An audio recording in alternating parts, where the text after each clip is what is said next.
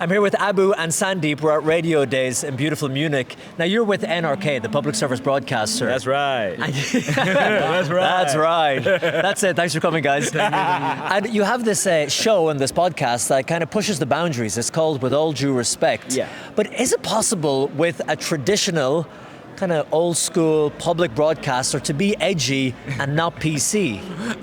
We're sort of rebels.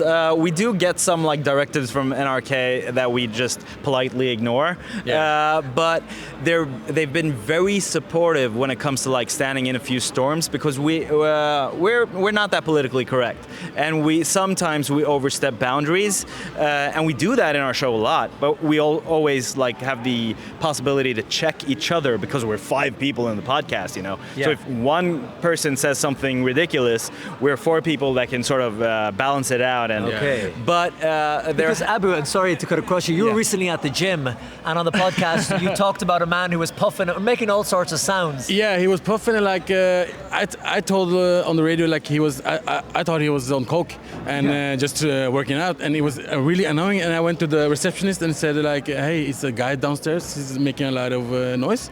And she said like, "Yeah, I know who we're talking about. He has Tourette's."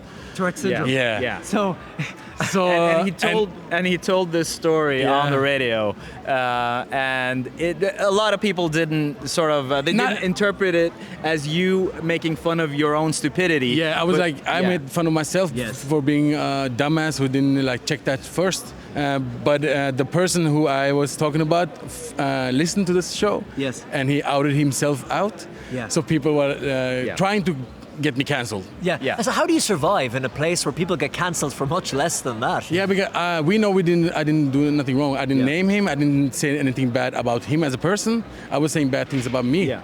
So you have to have the backing of NRK. Yeah. They backed me at fast. And you have to have the backing of friends. So if you want to say something ridiculous out in public, make sure you have good friends around you that can check you. Yeah, that can check you and remind you that you're being dumb as right now. Yeah. So it's on a podcast. Is it on air as well on terrestrial broadcast? Yeah, we were on air for 5 years. But after that, they took you off. Yeah. Now we're 100% podcast, and we like it that way. We were a radio show like for 4 years. Yeah. And why the change? Why did they?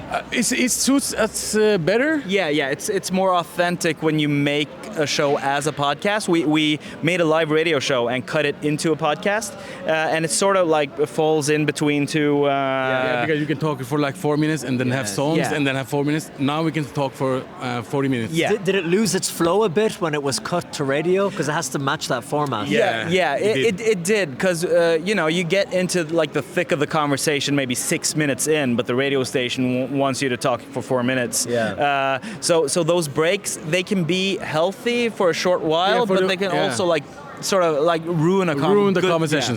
Now we have like we can talk for like 70 minutes without our producer say, you have to go to songs. Yeah. I got to finish the story about the guy in the gym, trust me. But, finally, before we go, people watching this now, you have a very successful podcast in Norway. What were your top tips to success for people in the hall today?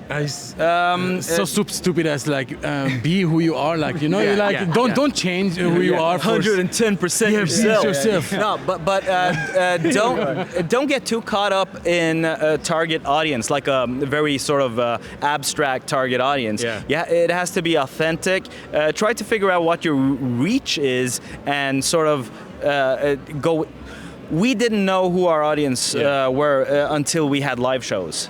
And we saw that it was way more diverse than we even thought. And that sort of, it hasn't changed the show, but it changes the way you sort of, the more diverse your target audience is, the more people you can make fun of and ridicule. I like that. Yeah. The key to success is ridicule and making fun of other people. Exactly. That's it. But do your homework and do it well. Wow. Guys, thank you so much. Thank you.